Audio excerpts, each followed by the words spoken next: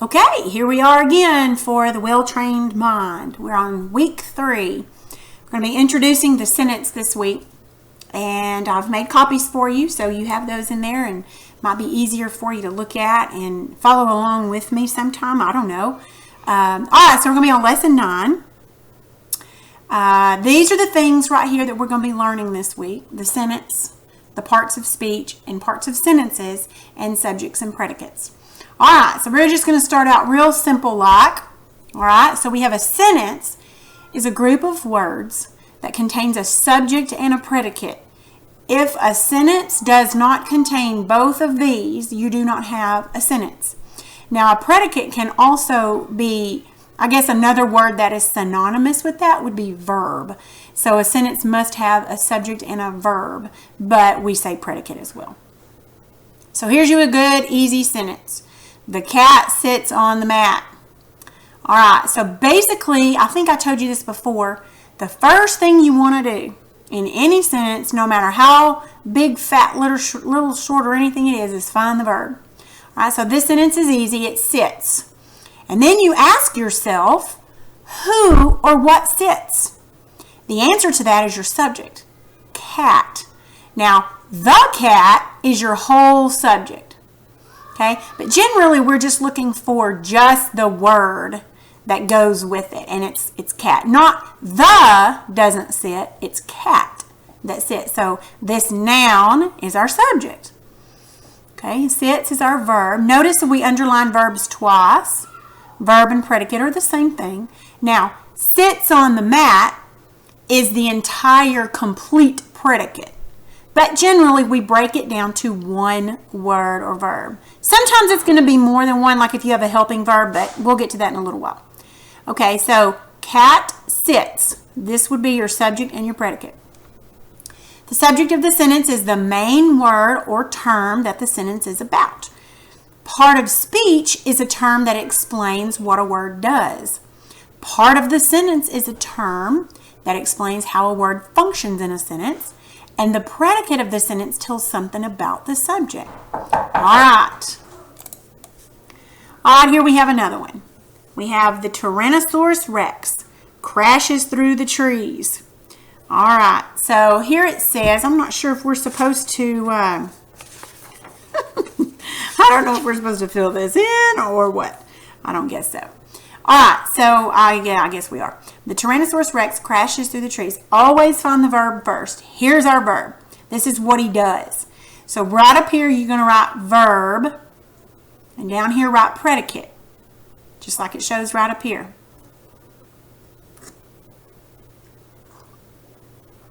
Now, crashes through the trees is the complete predicate, but like I said, we generally narrow it down to one word, meaning the verb. Noun, verb and predicate are basically the same thing. Now, who or what crashes?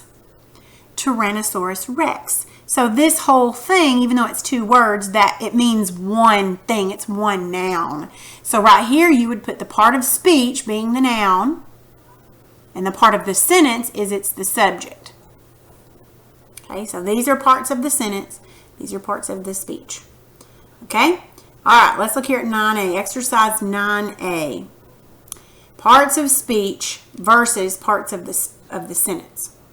Label each underlined word with the correct part of speech and the correct part of the sentence. Okay, same thing here that we did up here. Okay, so we're going to have the cat licks its paws. All right, so licks is your verb. That's your part of speech. Who or what licks cat. Okay, so that's going to be your noun. That's a noun, meaning the part of the sentence is this is your subject, this is your predicate. Okay, that's all you're going to write right there. All right, when you're done with that, go ahead and turn to this next page here, and you've got 1, 2, 3 more of these to go. So go ahead and pause this while you finish those. Okay. So I'm assuming that you're done with this. I'm not sure, but I'm going to think that you are. Okay. So this here, in this one, I actually prefer dogs. They sneaked this in there. This is an adverb. We haven't learned that part of speech yet, but they sneaked that in there between the subject and the verb, or the subject and the predicate. And sometimes that happens. They're not always right beside each other like these or these here. So this would be your part of the sentence. This is your subject, and it is a noun as it's part of speech. And then this would be part of speech, a verb, and part of the sentence, it's your predicate. Okay? All right, this right here, dog would be noun, runs would be verb, part of the sentence would be subject and predicate. Same thing here. This would be your noun and your subject, and this would be your verb and your predicate. Okay? Easy enough. All right, let's look at part 9b here. Parts of speech. Nouns, adjectives, pronouns, and verbs. These are all the parts of speech that we've learned. Remember, I told you that there are 8 basic parts of speech. Well, these are half of them. Label each underlined word with the correct part of speech. Use N for noun, A for adjective, P for pronoun, and V for verb. Okay, this is from Helen Keller, The Story of My Life.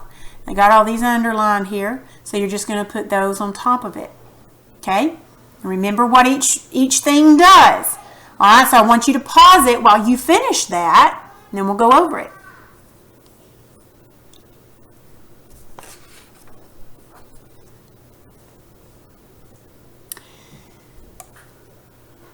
All right, I'm not sure if you have finished it or not, but maybe you have. All right, so let's go over this. Okay, so day here would be a noun. I would be a pronoun. And new would be adjective. Doll is a noun. Miss Sullivan is a noun. Put is a verb. Big is an adjective. Rag is an adjective. Both of these describe doll. All right. Right here, spelled is a verb. Tried is a verb. We is a pronoun. Words is a noun. Let's see. Mug is a noun. Water is a noun. Persisted is a verb. She is a pronoun. Subject is a noun. Time is a noun. It is a pronoun. First is an adjective. Opportunity is a noun. This adjective describes opportunity. It tells which one. Okay. Became is a verb.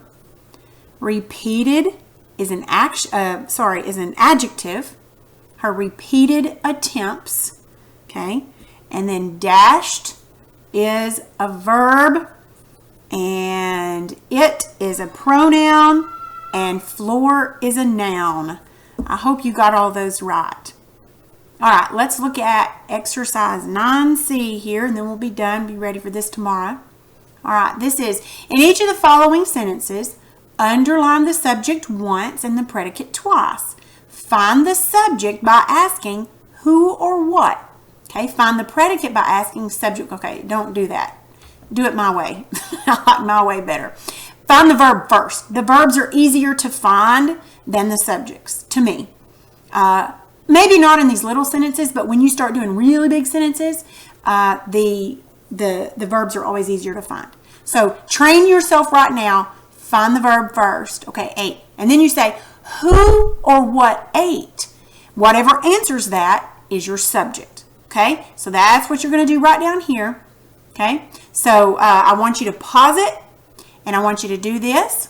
Remember, verbs underline twice, subjects underline once. And then I want you to play it, and we'll go over these answers too.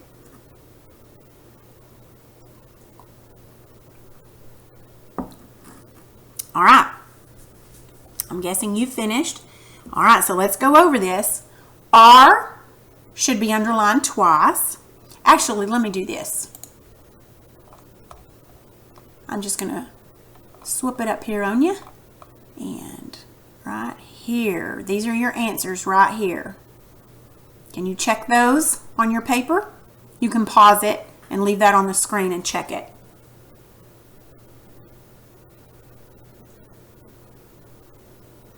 Okay, I hope you did well on those. You don't have to turn those in to me, but I mean, you can. I guess it might be good. Yeah, go ahead and turn them in. Yeah, I forget what I said. Go ahead and turn them in. That way I can just see if you're understanding it or if we need to spend more time on something.